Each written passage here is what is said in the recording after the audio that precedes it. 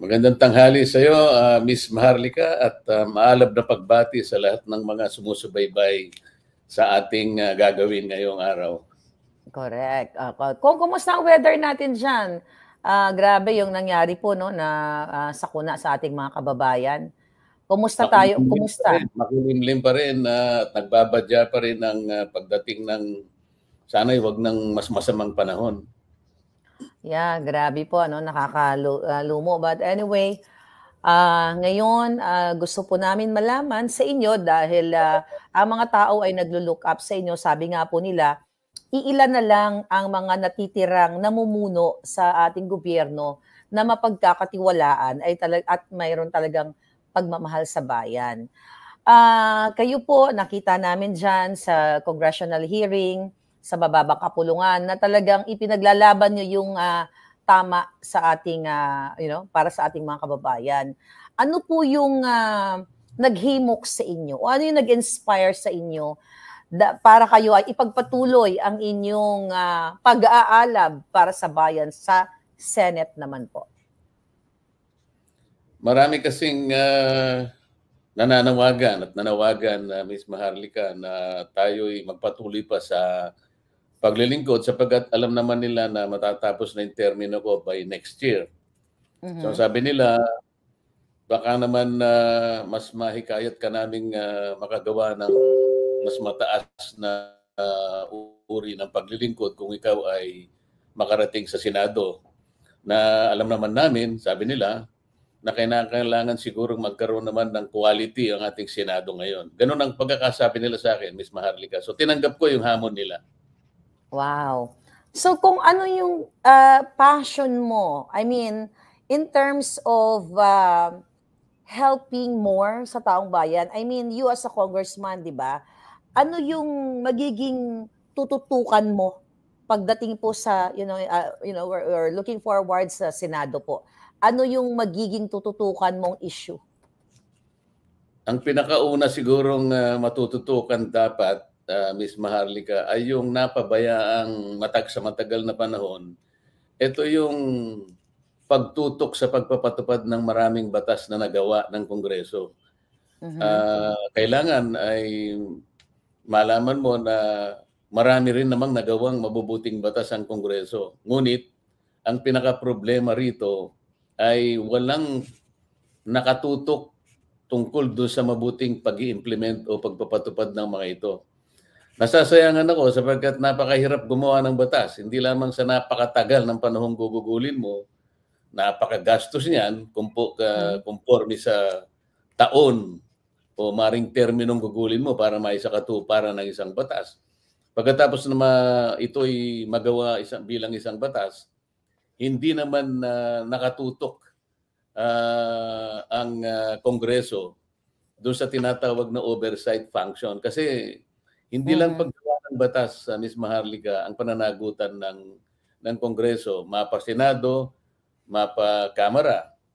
Kung hindi yung kanyang tungkulin, natutukan din at gabayan at siyasatin yung tamang pagpapatupad ng mga batas na nagawa. Napakarami kasi, palagay mo, yung ating EPIRA, ito yung aking matagal nang ipinaglalaban. Yung EPIRA ay isang batas tungkol sa reforma sa kuryente.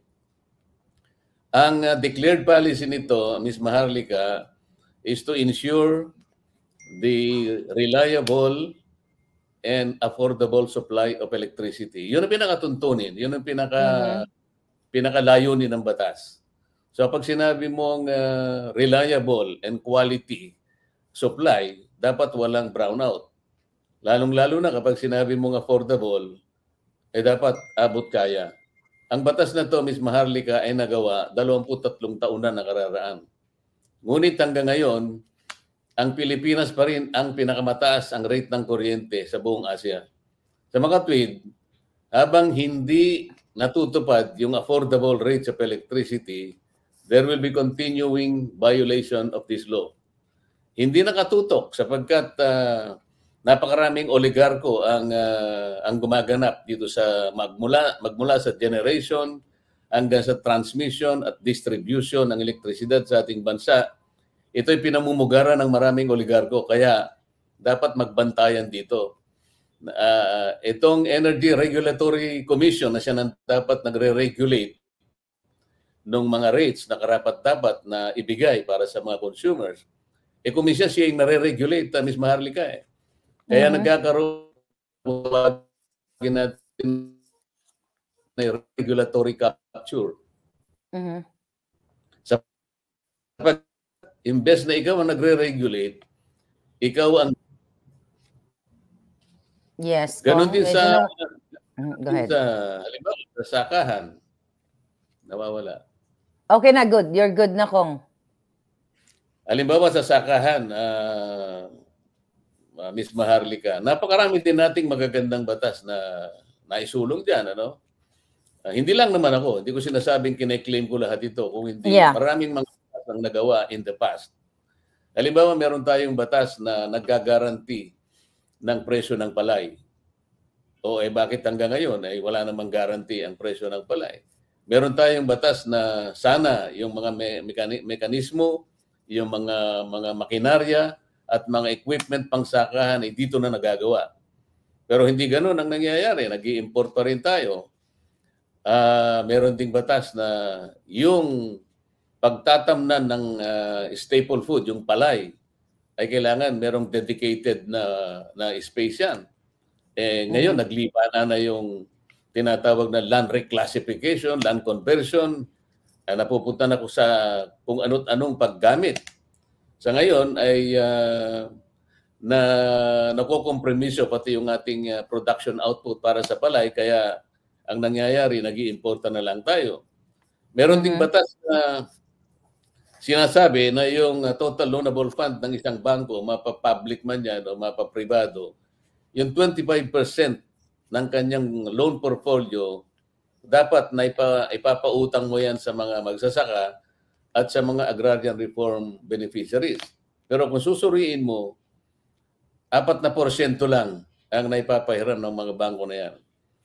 Napakaraming mga batas na magaganda. Halimbawa, Local Government Code, Madam Maharlika, ang Local Government Code o Republic Act 7160 ay naipasa 33 taon nang nakararaan.